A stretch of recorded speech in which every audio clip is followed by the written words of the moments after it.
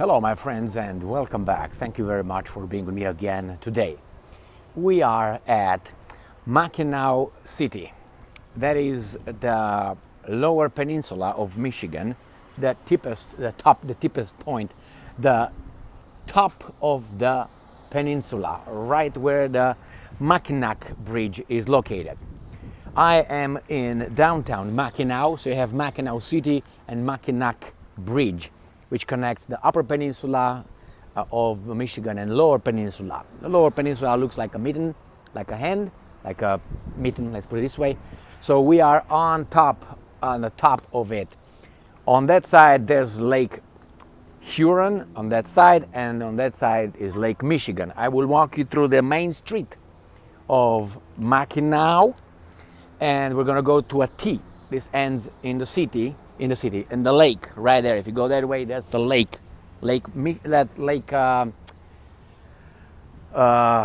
Huron. Starting from there to there, and from there to there, it is Lake Michigan. So a little bit of geographical information about Makina. There's a tourist area here. There's a lot of nice beaches. You go by the lake, obviously, those kind of beaches. And you can go and shop. This is one of the main streets, and then that's a T that goes along the lake, Lake Huron, full of hotels and restaurants. So I'm going to go through this, let's put it, shopping district. And if you go that way, you go to the Wilderness Park, one of my favorite places in the world. I'm going to go there after this, and I'm going to make a video over there as well. I'm not dressed appropriately for this area because I didn't really plan to walk around, but since I'm not alone, you have to make everybody happy. Nevertheless, I'm going to go to Wilderness Park, and I'm going to make a video over there in that Wilderness Park, which you're not going to see people. Great. So, a lot of shops here. As I said, there's the freeway over there that goes to Makina Bridge. There's the freeway on the background. You get here perpendicular to the lake. I have a few subjects to discuss during this little walk. I'm going to walk from here until this road, this little main street ends. Not a lot of tourists. That's fantastic because it was rainy the whole weekend, and today's Sunday, and I picked today because I knew it will be like this. No tourists because they were scared, and most people left because the weekend was crappy. So a few subjects for today. They have here, I will tell you little by little, famous fudge. Who likes fudge? Makina fudge is fantastic. You can stay and watch them. Little shops with all kind of fishing things, with kites, with restaurants right here. I'm going to walk around, and Subway over there. This side is better than the other one. Nevertheless, subject. Russia conducted today, Sunday morning, 2 ballistic missile attacks on Ukraine, on Kiev, with Iskander ballistic missiles. And guess what? Ukraine destroyed all of them. None of the missiles hit the target. Now if you go through that little opening over there, you have another shopping district with restaurants. I'm not going to go that way. I'm just going to go to maybe I'm going to go, we'll see how time permits. During the weekend, here you bump into everyone. It's a lot of people here. Now, as you can tell, just stores with all kind of t-shirts, leather things, popcorn factory, and obviously fudge. Tattoo you got here, piercing. So the Ukrainians claim that they downed all of the Russian missiles. They launched 2 missiles, one at 7 o'clock a.m. and the other one a little bit later, one after another, trying to confuse the Ukrainians, obviously. But guess what? The Patriot systems destroyed all of them. But as always, the Russian missiles, the debris caused a lot of fires. Here is what? Fudge, right there. You go inside and they have it here.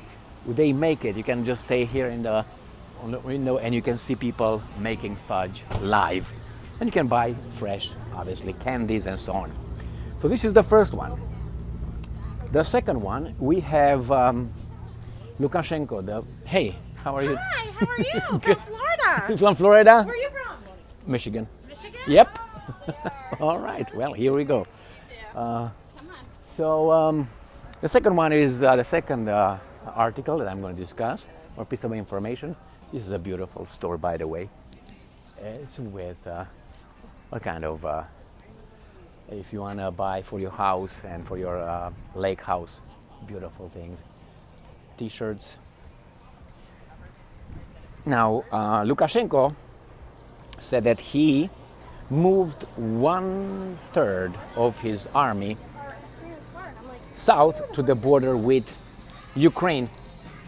This again, fudge and other things.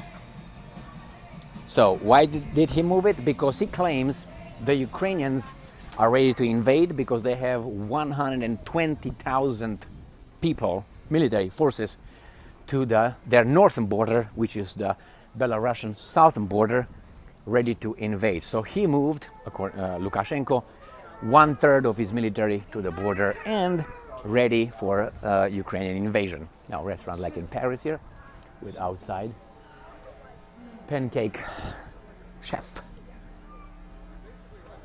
Nobody here. Lukashenko as well. Now, what could happen? It's just a spark. It's just a provocation. And the provocation can be a false flag, provocation, and we're going to have a war that will expand, obviously, and NATO will be ready to intervene. Now, this is the end of this street. You have parking in between, and you have one way going that way with two lanes, and on the other side, 2 lanes coming, and in between you can park, free parking. You also have, this is the end of the road, right here. So I'm in Central Avenue. This is Central Avenue, and the one that I'm hitting right here is the main street, which is, I'm trying to make sure I don't, Langlade. So this goes parallel or along Lake Huron. Did I step on a poop or something? No, it was kind of so soft. Here is a Dixie Saloon. It's a beautiful restaurant built in a, how should I put it, like a log home. Beautiful inside, good food, and you can eat outside too. So this is the street, this ends, and from here it goes, and you have all the hotels and some restaurants, hotels mainly on that side. That's east, that is west, this is north, this is south. Remember this beautiful restaurant, very good food, very good service, and you can drink beer, wine, whatever you want. They have liquor as well. Now this ends, as I said, and here is a Makina Island. If you want to go and visit it, there are some ferries that you pay money and stay in line like those guys over there. I'm going to show you, and you can just stay over there in line. There's only one, but there's more than one on going east. So they're over there waiting in line to go to Makina Island. That's an island where you can't drive cars. On that one, only bicycles. I don't know about the residents, but I've been over there. That's a big island, actually. You don't feel like you're on an island, but it's nice. The atmosphere is nice. So I'm going to show you the getaway to Makina Island. There's more this kind of businesses that way, because here I'm going to show you the bridge. Yet no. If you look back there, that's where the lake is. I'm going to show you more about that. This is the mainstream, that's central, where I came from. You can go up back there, and you can go to the other side, and then the freeway runs like this. Makina Bridge is right there. I will show it to you, and I'm going to show you Makina Island. This is as I said, the street that goes parallel or along Lake Huron. Lake Huron starts where Makina Bridge cuts into the big lakes, and that's the limit of. In the east, you got Port Huron, Lake Huron, and in the west, you got Lake Michigan. All right, so a war can start. Obviously, it's a beautiful town, beautiful town. As I said, during during the weekdays is obviously not that busy. On weekends, people bump one in another. We're going to stay with Mr. Lukashenko, who also said something I said before, great minds think alike or something. He said that the Kursk invasion, the Ukrainian Kursk invasion, could trigger a nuclear war, could make the Russians use nuclear weapons.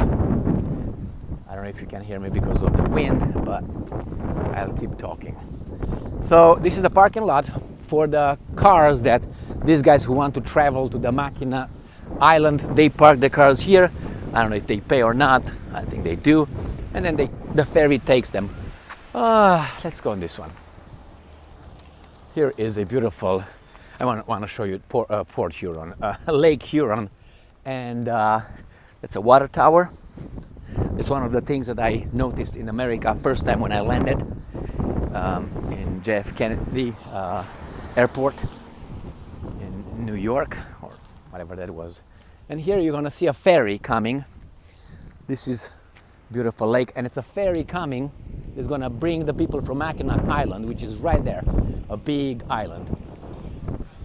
So let me get closer here, and I will show you this ferry showing up, and probably the bridge from here. So Lukashenko said that the Kursk invasion could trigger a nuclear war. The Russians could employ nuclear weapons. Now, during the winter, if you come here at the lake, beautiful blue color, if you come here, you see blue ice. This blue ice here is formation of the ice that accumulates due to the wind, the water that's blown into the shore, and you can see blue ice. Now that's a ferry, obviously coming from Mackinac Island, which is that piece over there. I don't know if you, right there.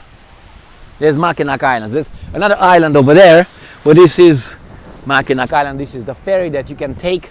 There's nothing on it. I think you can buy some refreshments, let's put it this way, and that's about it. Beautiful water. I'm gonna swim today, and let me show you Makina Bridge. You should see it right over there, and from then on is Lake Michigan. From there, here starts port again, Lake Huron. So let's walk a little bit more. I don't want to walk in the sand here yet. I will walk when I get on the beach and the wilderness park. So Lukashenko is right, I think. The Russians could use that as a pretext, the invasion in Kursk. And sometimes when you want to do something to someone else, but you don't know how, because you need a reason, you let things allow them to happen and escalate.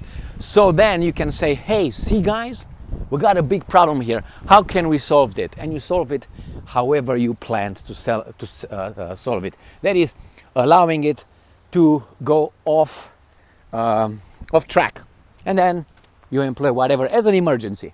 And it seems like things are going that way. Next, Mr.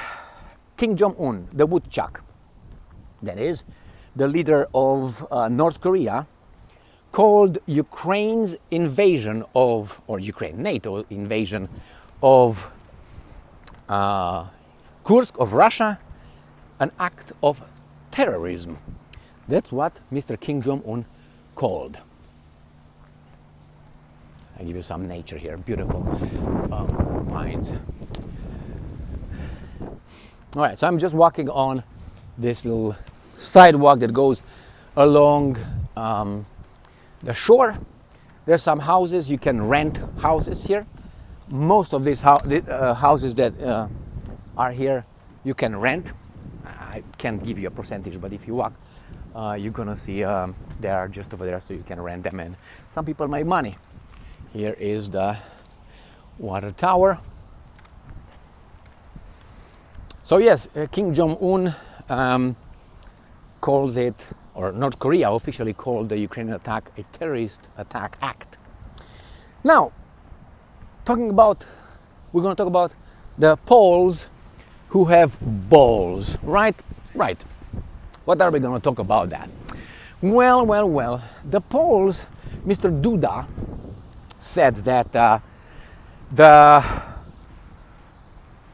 Polish police and military border officers will not be liable for criminal prosecution if they use live ammunition, including at the border. So that means you want to cross the border in Poland and you don't stop when these guys are, warn you. They shoot in the air and then they shoot after you. And they could kill you, and that's the way it used to be. I know that when it was in the communist times in Romania, if you try to cross the border, this was the, the procedure, the regular procedure. You cross the border, we're gonna tell you stop. If you don't stop, they're gonna shoot in the air 1 or 2 salves or whatever, bam, bam, bam, and then a second one shoot after you, with the intention of stopping you. So, see, the Poles who are in the European Union, who are, Poland is a NATO country, right? Beautiful lantern here. This obviously is for rent right here. The Poles will employ deadly force to protect their country. The Americans could do that too, but hey, if you have a criminal or possibly, how do you call it, a government who doesn't follow its own laws and procedures, how do you call that? In violation of that, you can call it criminal. That's why you have, I'm not saying they should shoot, but just look at the Poles. So I'm going to show you here the Makina Bridge in all its splendor. Over there is on the other side of the bridge, as I said, is the Upper Peninsula of Michigan. Beautiful. And if you cross it, you go to Lake Superior, which has the biggest mass of water and the deepest of all lakes. Very cold lake. I swam in that lake. Well, obviously it's cold, but I don't think this one is warm either at this point, since it was so cold this weekend.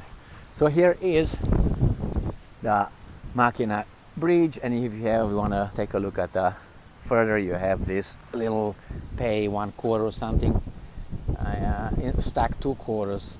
So 2 quarters give you, I don't know how much, a minute or something. I got my binoculars always with me, so I don't pay this, and I can look whatever I want and whenever I want and to whomever I want. So I'm going to go back I'm going to walk through the back. If you go over there, you're going to find a visitor center right at the end of the bridge. It's a visitor center, a lot of things that are beautiful to buy, expensive, but if you are here, this is a resort town. You have people who reside here and stay here and so on, but it's a resort atmosphere. And here is Makina Island. You can see it over there where that sailboat is. You can see another island over there. So it's Makina Bridge, then it's water, and then is Makina Island, water, another island, and then land on the other side. All right, so let's go and cut through all this. So yes, the Poles have balls, obviously, and nobody, I'm talking about the Western world, will blame Poland for defending its territory from, I don't know, Belarusian immigrants or whomever the Belarusians are sending. Here we have a church, a community, but let's focus on the lake over there. So these are just a few subjects that I wanted to discuss in this video.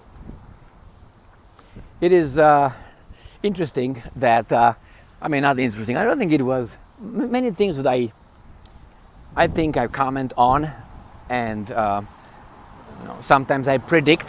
I don't think they're, rocket science or anything like that. Why? It was predictable that the Russians could use America, could use that pretext to employ, if they want, nuclear weapons. Germany is economically screwed. So what are they doing now?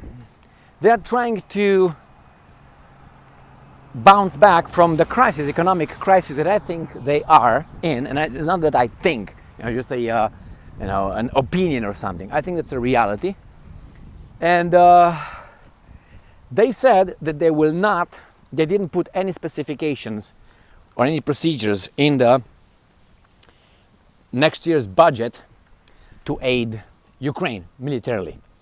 Now, that's a lot of loopholes that could allow them to do it, emergency and so on.